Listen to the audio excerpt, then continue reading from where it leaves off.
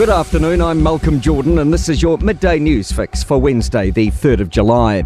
Wairoa's getting another $500,000 in emergency management funding to help it recover from last week's severe weather event.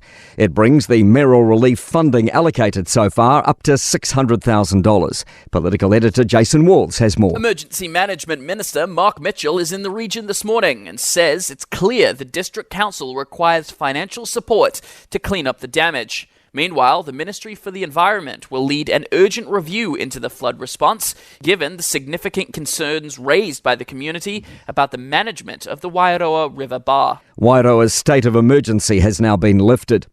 The Prime Minister is heading off to the US next week to attend the NATO Summit in Washington, D.C.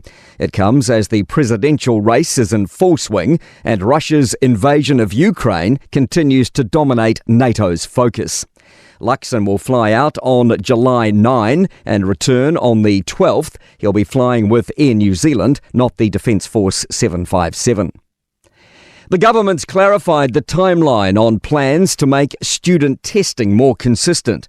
Starting next year, all children in their first year of schooling will be offered a phonics check by sounding out letters after 20 weeks and again after 40. Education Minister Erica Stanford says it'll help teachers understand a child's reading level.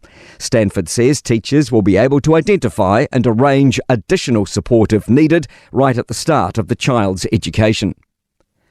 A belief the government's hit the nail on the head for sorting month-long driving test wait times. The last government removed resit fees for theory and practical tests, significantly increasing the numbers of people applying to sit. But test fails and no-shows also spiked. The Transport Minister yesterday announced drivers now only get one free resit. Institute of Driving Educators President Mark Revel-Johnson says it's a good move. Resits were the thing that we saw as causing the block. If people aren't invested in a process, they tend not to treat it well. They'll just use it, and it's been sort of used and abused. Belief that dairy prices could still go up despite prices falling in the latest global dairy trade auction. They've plummeted nearly 7%, the biggest drop in almost a year.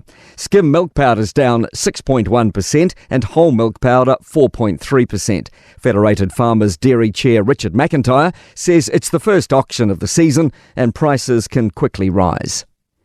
International student enrollments are recovering from border closures, with more than 69,000 signing up with education providers in 2023.